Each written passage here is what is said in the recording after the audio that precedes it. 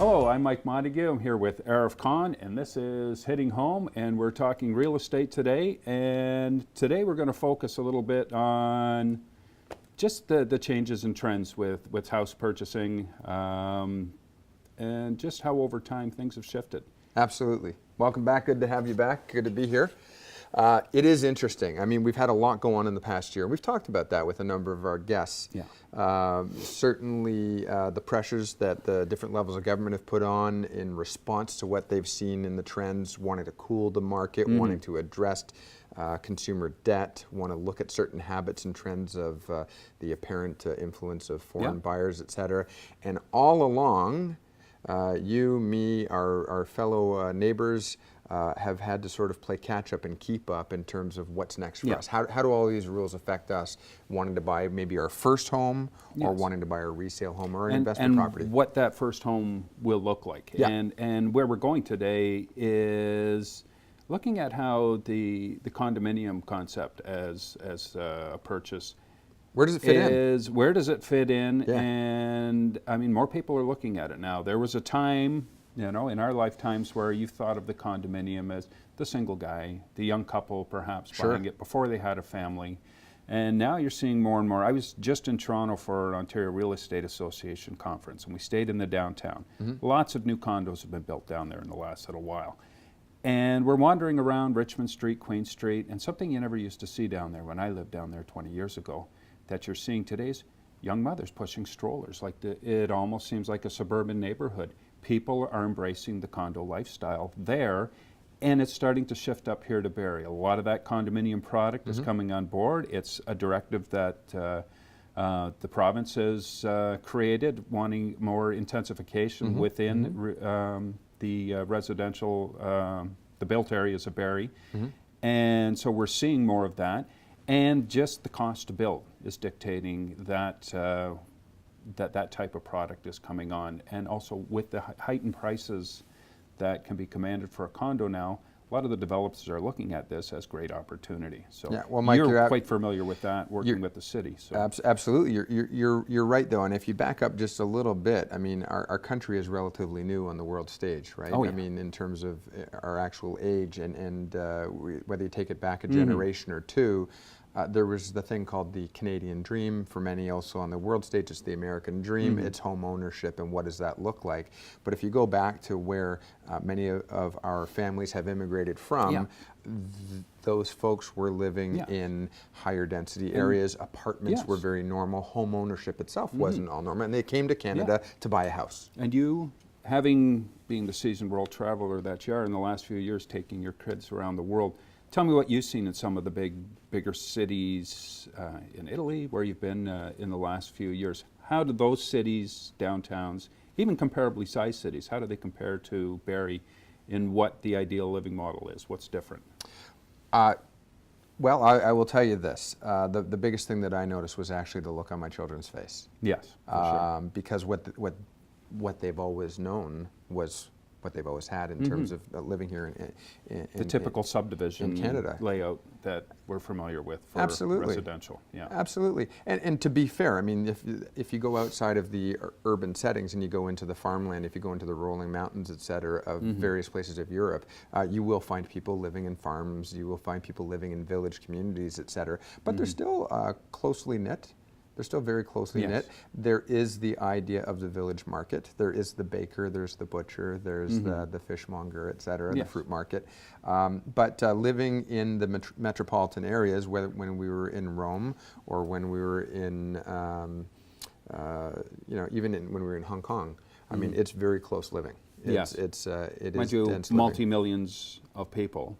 City the size of Barrie, which is kind of borderline going from the small town feel into an urban center over the last 10 years. Now we're somewhere around 150, going to be over 200 shortly. I would offer you this, Mike. Canada, as vast as a country it is geographically, we have a fraction, just a very small fraction of the population. We're not normal. No. We're not normal. But that being said, Barrie is a large we're urban not the norm metropolitan sounds much better area. than we're not normal. I would suppose. Okay, so fair enough, fair enough. Okay. We're not the norm. But if you look at the GTA in general as well, I mean, we are a very dense community, highly populated community. And so it only stands to reason. And I think what we're looking at fiscally as well as a nation and as a province is we've recognized over the last couple of decades that urban sprawl is unsustainable from a financial perspective, from an economic perspective. It's one thing to pave the new roads, but at some point they got to get paid for. Yes. And who is the taxpayer that's paying them? There is no government, remember? We the people are the government. We the people fund the government on a daily basis. The government doesn't have its own money. They have our money. Oh, yes, they do. They have a lot of our money. And what we've come to realize is that it's extremely expensive to maintain urban sprawl. Yeah, and that plays into it too, as economics, into why we're seeing that shift. I wouldn't say we're seeing a shift over to condominiums, we're just seeing that as a more viable option that's being recognized by new families. So you touched on a point. At any point in their life, we're looking at condominium. And I think part of the reason why, economically, is the price of homes, be it a condo or a detached home, have increased so much and are taking a bigger chunk of our incomes in comparison to what it took from our parents or from us even when we purchased. Plus the model for work has shifted. Not everybody's working 9 to 5. People are working weekends and that. People don't have the time to maintain the exterior of a detached house. So I think that's actually the bigger key, Mike. I mean, I don't know how many people I know that when I go about my life in my own bubble, my own personal bubble, my family bubble, I don't walk around necessarily thinking, well, I wonder how the municipality or how the province is going to be able to afford this and sustain this. I don't think that's a normal conversation, the inside voice for many people all the time. I'm not saying nobody takes that into consideration. I'm saying on a daily basis. What I do think people think about on the daily basis is that second point that you talked about, or really actually your initial point when you said you were down in Toronto and you saw all of the people, whether it was a young lady pushing her stroller, going into or out of a condominium. Why is that happening? And it is about the lifestyle. It is about quality of life. We are telecommuting more, or we're finding that it's better quality of life to not commute and to live time right in and Toronto. money are the two most valuable and pressed commodities that we have, and they're being challenged more and more with time. So it's causing us to reassess. So what I'm hoping what the average home should be. What I'm hoping we can do when we come back after the break is that we can actually break down some of those differences in what it is like to live in a home that is a single detached home versus what it is like to live in a condominium. Not necessarily from the dollars and cents, but really in terms of the quality of life and because for people who are looking at buying their first home or their next home, I think the goal really should be start with the end in mind. Right? It shouldn't be about, well, I saw a nice condo over here and I saw a nice home, single detached over here. I'll buy either one. What are your needs? What are you looking to achieve?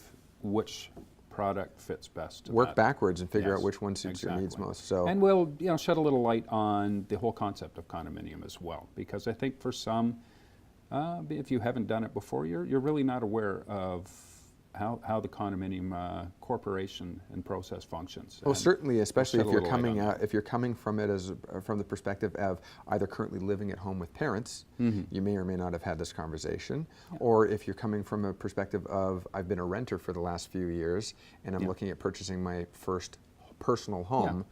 You may not have. There's things to know the questions to ask. And there's fears that maybe are unsubstantiated with regard to condominium. So we'll touch on that when we come back. Perfect.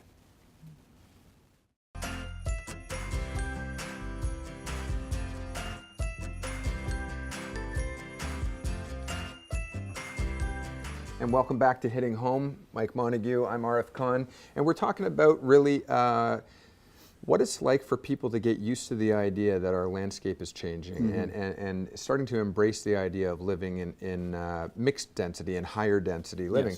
And you made some great points in the first segment there, Mike, about the fact that you were down in Toronto and you were noticing that no longer is the idea of a condo just for that young professional or that single person, but there's actually families living in condos. And Joe is going to bring up an article for us but I'll just show it to you here, Mike. I was just reading the Star, and this is not anything that is specific to the GTA, but the article in general is recognizing the fact that over the last couple of decades, we've been embracing the idea of higher density dwelling, and condos have been shooting up. And it's been happening here at home, but if you go down to the GTA, you see it. You definitely see it 100 times over. Yeah. And the biggest thing that all municipalities, and certainly ours, has had to do and is continuing to do is to realize that you can't just sort of approve applications as they come in. Yes. There's got to be a plan. There's other elements that need to go along with that added.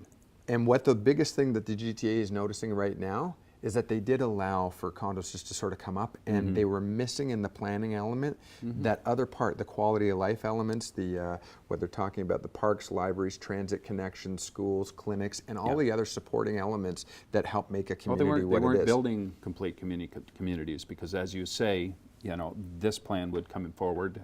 Okay, we'll approve that one. We'll approve that one. We'll approve that. We look to our annexation lands where we have the opportunity to do what Don Mills was able to do years ago. Take a total canvas there and create a community. Right. So that's where Barrie seems to be getting it right a little bit better than the GTA. Well, we're able to learn from, right? And I think that's sure. a key. Plus, Canadians and Ontarians, for sure, we've been the era or the age of the car. Yes. Everybody got in the car and drove to the grocer. And we're realizing sort of globally and nationally that just doesn't work anymore. It's not what's best. Let's put it that way. It's certainly not the best practice. And we assume it's just a little sidebar. Again, being in the city last week, I probably walked 40, 50 kilometers being in downtown. And there's a lot of slim, healthy looking people in sneakers in downtown Toronto versus here in Barrie where we drive the 100 yards, 200 yards to the convenience store to pick up something. We think being in the country, being suburban translates to healthier.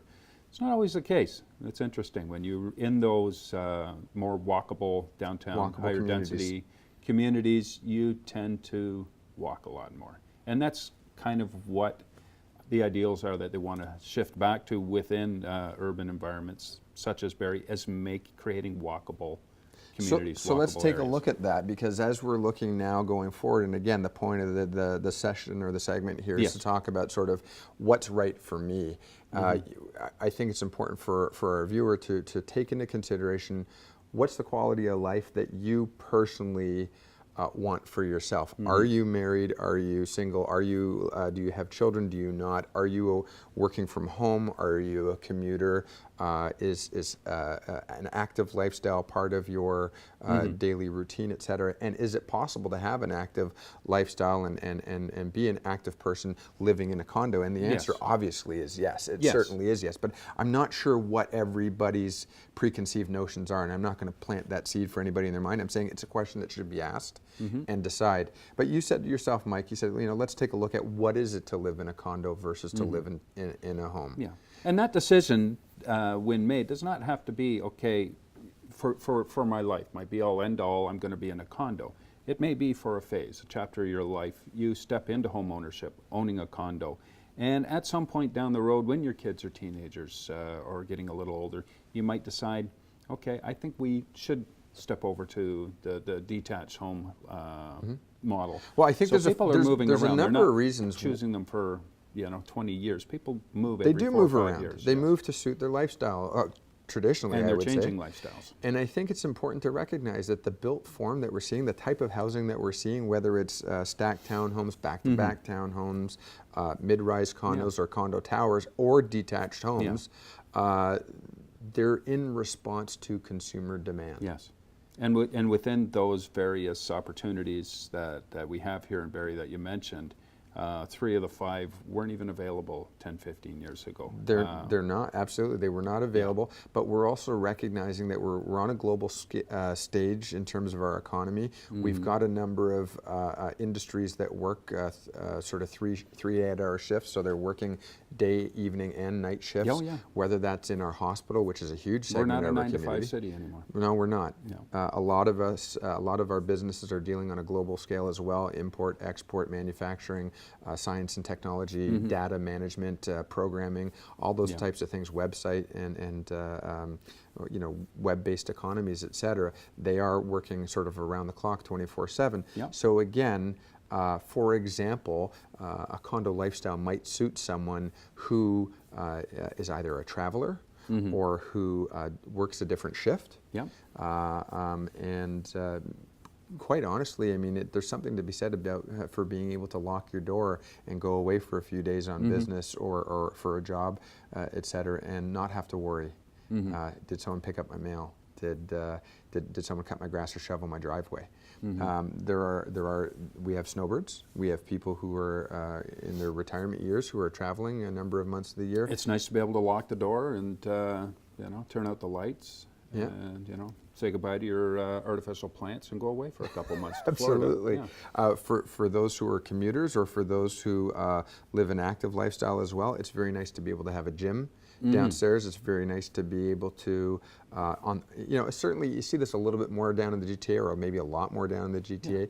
Yeah. My walls inside my condo are where I have my sanctuary, yes. But the rest of my life I spend outdoors on the bike trails, you're on the in walking the downtown trails. and you're connected to that underground network. Your whole world exists indoors if you want it to. Absolutely. Yeah. So I think what we should look at, though, is a few things over the next remaining minutes of the show.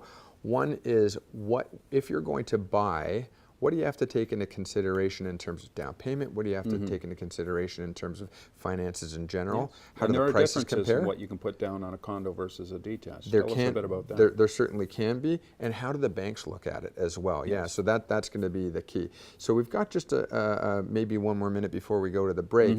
So let's sort of take a look at that. There are definite differences, and I think if our viewers should take one thing away from it, a lot of people will look at the idea of, well, the same priced house, let's call it round number, a mid $400,000 home, single detached versus a mid $400,000 condominium. They're not created equal because the condo's going to have condo fees. Exactly. And I think it's important for the viewer or the person who's going to be looking at purchasing it to realize, well, what is a condo fee? Well, what is a you need to know fee? what those condo fees are composed of. And in terms of the detached house, look, over 10 years, you may have to replace a roof. You may have to replace some windows. You're going to be cutting the grass or paying someone to cut the grass, shovel the driveway, paint all your exterior, where it's more than half of your costs in a detached house tend to be outward from your walls out, right. Exterior type thing.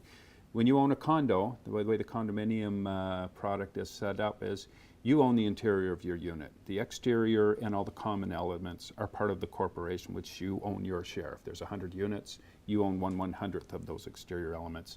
And you pay 1/100th of the cost of collectively servicing them. So when new windows are needed, when a new roof is needed. So but in a where nutshell, where I'm going with it's time to replace your roof. It might be $7,000 to $10,000, $12,000 on your detached house. On the condo, you're paying 1/100th. You have economies of scale that come into play. The corporation has negotiated a better price. So effectively, you may be saving money on your exterior. So let's pick that up. We'll bring it back. We'll bring it right back up because I think we should explore that in greater sure. detail. We'll be right back.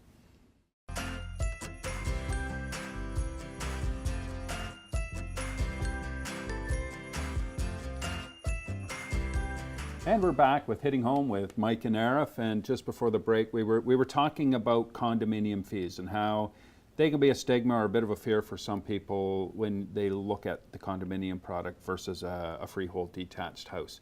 But we were looking at what's the reality of it? Yeah, what are those condo fees comprised of? That in some cases you're paying as well for the detached home. We talked about just the exterior, the structure, and that's being maintained by the corporation. So you're paying. You may find some savings in there because you're paying 1/100th or 1/150, however many units are in there. It's important that the buyer doesn't get caught up in the idea that a condo fee is some sort of dark and looming. It's not an additional cost. Fee. It's another way to channel a fee that you're likely to get. And the other thing there is with regards to utilities. Absolutely. Sometimes with some condominiums, you will see as you look at the breakdown of what is paid for in those fees. You might find your heat is paid for in some condominium setups.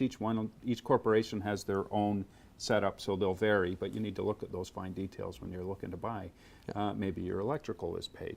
Right. Then there's the facilities that come in there. If you want to build a pool in your backyard of your detached home, you've got a cost to put it in, you've got a cost to maintain. Well, you buy into a condo. Mike, I think the easiest way to sort of package that whole topic is condo fees from day one are keeping a regular fund or a regular, what do you call it, reserve for eventual and ongoing daily maintenance, whereby in detached home ownership, it's up to you to do it on your own. Exactly. And this really plays a factor in lending. When a bank is looking to assess your credit qualifications, your ability to buy whichever product it is you're going to buy, they do actually put a bit of a weird spin on condos as they look at that condo liability as a condo fee cost, as a liability.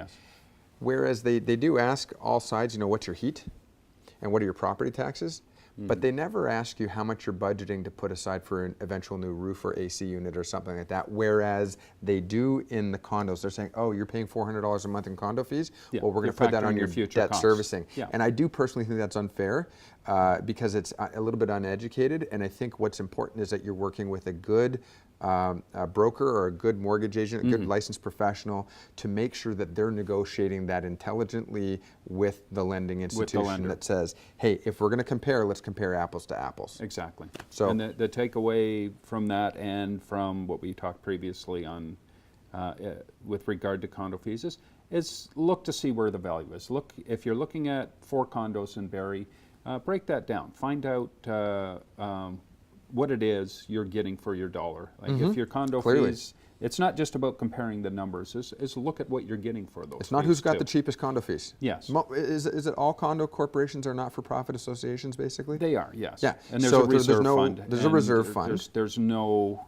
for-profit motive. But if you've got tennis courts, swimming pool, gym, et cetera, those are things that are being factored in. If you're in a more simplistic condominium corporation setup where maybe there's just parking and snow removal, and there are no, maybe there's no underground parking, maybe it's all surface parking, your fees are going to be reflected and as such. You want to see, and your lawyer or accountant will review the certificate for the condominium status certificate just to see how healthy that reserve is, and to look. You want to look at the history. If the condo fees have been going up steadily at an amount that just doesn't seem justifiable, well, it's probably a poorly managed corporation. If you look at the building and you talk to the cores, you find what are your major expenses going to be in the next few years. So what about age of a condo? You might see your fees jump up, just to finish the thought. If there's all of a sudden all the new windows are going in and all the new roofs are going in because it's a 20-year-old building and they're at that point, you're going to see a jump in condo fees in that time. So there's a number of things to look at, and look at with your lender, look at with your lawyer, and review with regards to condo fees. So you touched on the age of the building, and I think that's important. And again, that's important regardless of what you're building. If you're buying a resale home that's 20 years old, or you're buying into a condo that's 20 years old, in the condo you may see a jump in condo fees. It is a negotiating point. And it's a little bit tougher to negotiate on behalf of the entire condo corporation as a seller.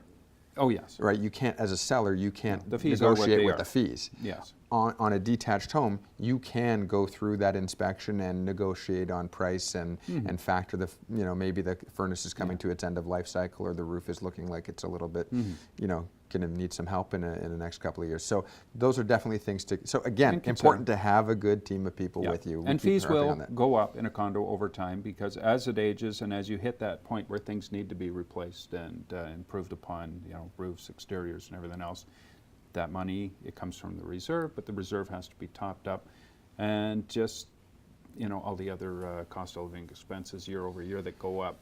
Yeah, so something we should touch on, though, is financing, and we haven't. So it's very important for the viewer and the buyer to recognize that no two deals are the same. No. Everything, be it freehold or condo. Absolutely, and from the qualification perspective, no two deals are the same as well, because credit is going to be a factor, quality of employment, length of employment is going to be a factor. So is the piece of property. But if you're putting 5% down and you qualify for mortgage default insurance through a CMHC, Canada Guarantee, or Genworth, you may have different ability to purchase different properties than if you're going in conventionally. Let's say you don't qualify for mortgage default insurance. or you're choosing to put down more than 20% or more than 15%, because there's a bit of a difference, self-insured versus insured lenders. But if you're going conventional, with the conventional side of lending, there are lenders who actually pull back on what percentage of the value of the house they will actually give you a mortgage for if it's a condo. There are some who actually cap it off at 75% loan to value. And the reason being is they do consider certain elements of condominium tenure to be riskier. Right. So the marketability. Okay. The marketability is one of them. The fact is that, you know, everybody was fighting for the Lakeview condo downtown in Toronto. So everybody who moved in had the latest and greatest. Until the next one was built. Until the one right in front of it went in front of the lake, right? So all of a sudden now the popularity of that condo's gone down, or the marketability or the demand for that condo's gone down. The latest and greatest will always play Trump. We only have 2 minutes, so cut me off where you need to. I just want to summarize in that when you'd mentioned that no two deals are alike. No property. I think it's safe and fair to say as well that no two lenders are alike either. Absolutely. So we've got a bit of a plug to shop around with a good mortgage broker who's going to show you what different options are going to be presented to you, because one lender may see red flags that are unwarranted or maybe warranted. Others may see a way to make something work. So the idea with risk from a lender is the whole idea that lenders don't want to be landlords. No. They want to lend you the money as a partner and investor in the transaction with you, and they want their money back. And the level of risk they're willing to enter into has depreciated considerably in the last couple And of years. if you don't pay your bill, though, what is their exposure? They've got to try and sell it. They've got to try and fight for someone to buy it at the market value, and they've got to cover the carrying costs and the condo fees. We've just got 1 minute left. Well, Mike, how would you wrap it up? I would just, our producer Joe, we were talking to earlier, and he was just with regard to what we're talking about, the ongoing investment value of condominium. Is it going to depreciate over time? Is there a chance it will depreciate? There's always a chance anything will Will there be the same depreciate. market for condos as for homes? Yeah, and whatever percentage they're going up, they tend to rise and hold at similar levels. So wrap that up. You got 30 seconds.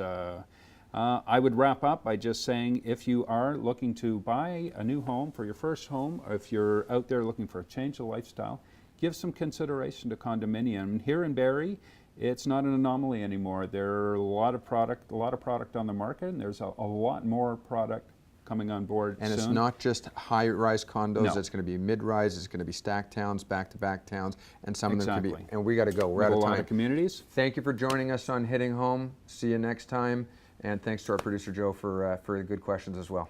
Thank you.